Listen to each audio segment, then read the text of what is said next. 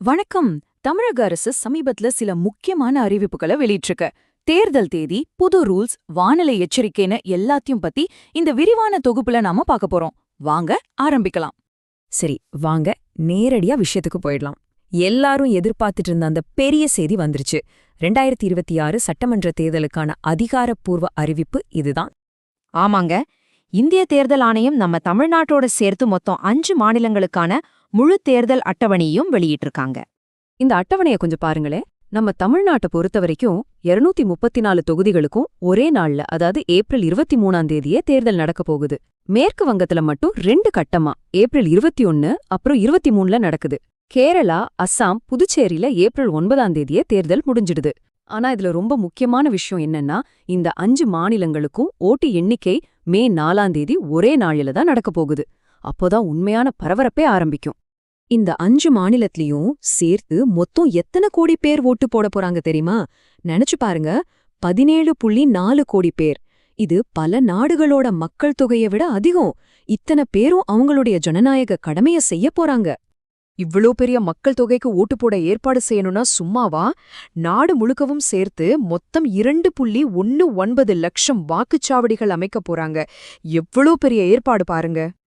இந்த பிரம்மாண்டமான தேர்தல் திருவிழா அமைதியாகவும் நேர்மையாகவும் நடக்கணும் இல்லையா? அத உறுதி செய்ய கிட்டத்தட்ட 8.5 லட்சம் பாதுகாப்பு படையினர் களமிறக்கப்பட இருக்காங்க. சரி, இப்ப தமிழ்நாட்டுக்கு வருவோம்.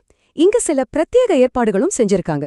கிட்டத்தட்ட 7532 வாக்குச்சாவடிகள் அமைக்கிறதோட அது எல்லாமே 100% வெப் கேமரா மூலமா கண்காணிக்கப்படும்னு சொல்லியிருக்காங்க.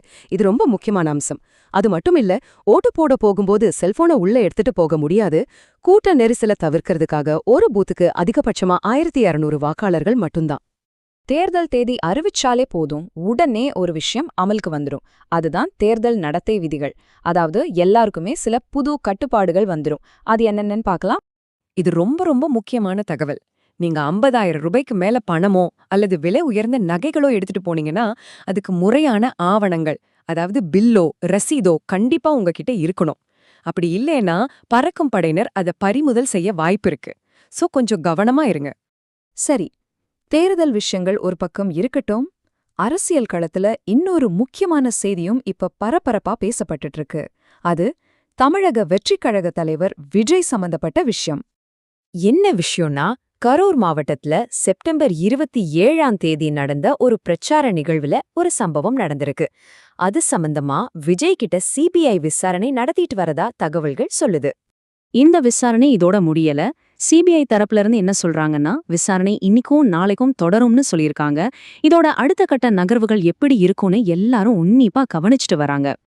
அடுத்து நம்மில் பலரும் எதிர்பார்த்துட்டு இருக்கிற ஒரு முக்கியமான விஷயத்தை பத்தி பார்க்கலாம். அதுதான் கூட்டுறவு வங்கி நகைக்கடன் தள்ளுபடி. மக்களோட மனசுல இருக்கிற மிக பெரிய கேள்வி இதுதான்.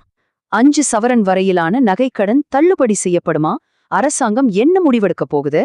இப்போ அரசாங்கத்தோட நிலைப்பாடு என்னவா இருக்குன்னு பார்த்தா ஒரு புது தகவல் வந்திருக்கு. அதாவது தங்கத்தோட விலை தொடர்ந்து ஏறிட்டே போறதுனால 5 சவரனுக்கு பதிலா 3 சவரன் வரையிலான கடன்களை மட்டும் தள்ளுபடி செய்யலாமான்னு அரசு தீவிரமா ஆலோசிச்சுட்டு வர்றதா சொல்லப்படுது.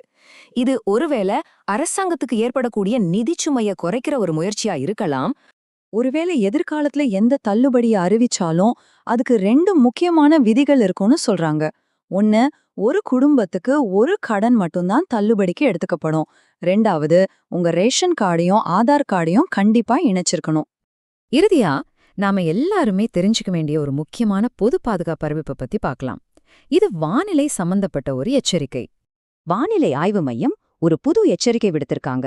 வளிமண்டல மேலடுக்கு சுழற்சி காரணமா மார்ச் 15ல இருந்து 20ஆம் தேதி வரைக்கும் தமிழ்நாட்டுல மழைக்கு வாய்ப்பு இருக்கு. குறிப்பா இந்த டைம்லைன்ல பாக்குற மாதிரி மார்ச் 17ஆம் தேதி மழை இன்னும் தீவிரமாகலாம். குறிப்பா நீலகிரி, கோயம்புத்தூர், திருப்பூர், தேனி, அப்புறம் திண்டுக்கல் இந்த மாவட்டங்கள்ல மிதமான மழை பெய்ய வாய்ப்பு இருக்குன்னு கணிச்சிருக்காங்க. மழை ஒரு பக்கமா இருந்தாலும் வெயிலும் ரொம்ப கடுமையா இருக்கு. அதனால பல மாவட்டங்கள்ல காலையில 11 மணியிலிருந்து சாயங்காலம் 4 மணி வரைக்கும் ரொம்ப ரொம்ப அவசியமான தேவை இருந்தா மட்டும் வெளியே போங்கன்னு அதிகாரிகள் அறிவுறுத்தியிருக்காங்க.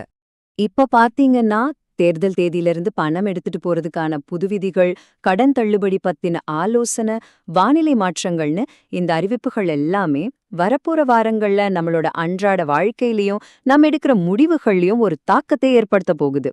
இத பத்தி நீங்க என்ன நினைக்கிறீங்க? யோசிச்சு பாருங்க.